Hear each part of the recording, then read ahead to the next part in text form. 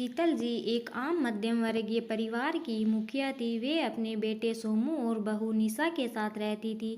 एक बेटी थी जो कि शादी के बाद अमेरिका में बस गई थी। शीतल जी के पति की मृत्यु बहुत पहले ही हो चुकी थी। सोमू और निशा की शादी को 5 साल हो गए थे, लेकिन अब तक उनकी कोई संतान नहीं थी। शीतल जी की बहू भी जॉब करती थी, जो कि शीतल जी को बिल्कुल भी नहीं सुहाता था। वे जल्द से जल्द दादी बनना चाहती थी, लेकिन निशा और सोमू ये अच्छी तरह से जानते थे कि अभी निशा का जॉब करना कितना ज़रूरी था। शीतल जी अपने बेटे सोमू से इस बारे में बात करती तो सोमू किसी न किसी बहाने से बात को टाल देता था, इसलिए वे निशा को ही परेशान करने के बहाने ढूंढती रहती थी ताकि वह अपनी जॉब छोड़ दे। हालांकि वे दिल की बुरी नहीं थी, लेकिन पोते की चाह में वे ना चाहते हुए भी ऐसा कर जाती थी। अपनी हम उम्र सहेलियों को दादी बनते देखकर उनका मन दुखी हो जाता था। उस दिन भी घर में ऐसा ही कुछ हुआ। ऑफिस में काम की वजह से निशा देर तक सोती रही और शीतल जी को अच्छा खासा मौका मिल गया। ये क्या बहू, अभी तक सो रही हो? पता है सुबह के 10 बज गए हैं। सोमू भी बेचारा कब से उठकर ऑफिस के काम पर लग गया है और तुम हो कि अभी तक सोई पड़ी हो। चलो अब उठकर सबके लिए चाय नाश्ता बना लो। मुझसे कुछ हो नहीं पाता, वरना मैं तो तुम्हारे भरोसे कभी ना रहती, खुद ही सब कर लेती।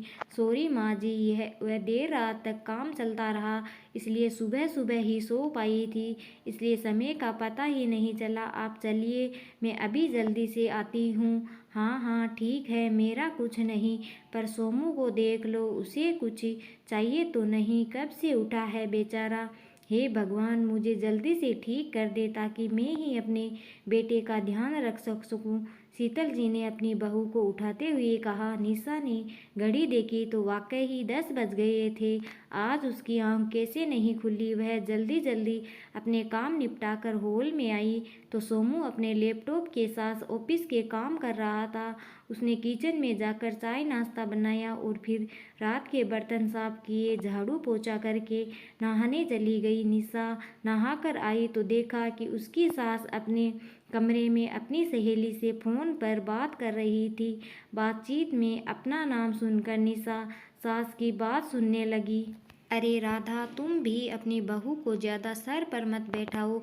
बहू को ज़्यादा उड़ने दोगी तो कल को अपनी नौकरी के चक्कर में वह तुम्हें ही घर की नौकरानी बनाकर छोड़ेगी। मैं तो भाई शुरू से ही बहू के नौकरी करने के खिलाफ थी। अब करे नौकरी शौक से, पर साथ साथ घर के काम भी करे।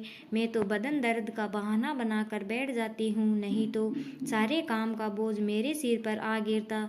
मैं कोई मुफ्त की नौकरानी थोड़े ही हूँ। मैं तो कहती हूँ तुम भी यही किया करो। सास की बात सुनकर निशा की आंखों में आंसू आ गए। वह जिस सास को बीमार समझकर उनकी दिन रात सेवा करती है, उन्हें एक गिलास तक उठाने नहीं देती, सारा दिन घर का और रात को ऑफिस का काम करके थकान से चूर होकर भी उप तक नहीं करती, उसका ये फल मिला है उसे।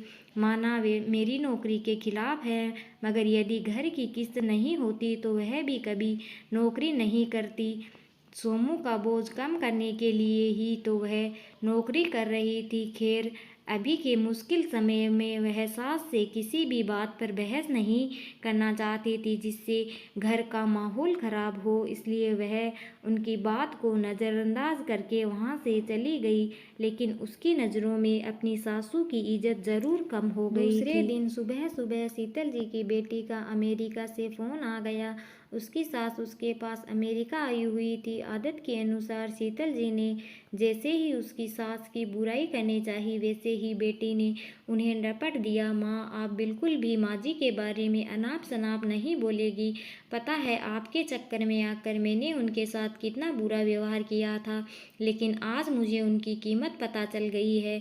तुम तो उनके यहाँ पर आने के कितने खिलाफ थी, मगर आज अगर वे यहाँ नहीं होती ना माँ, तो ना जाने हमारा क्या हाल होता।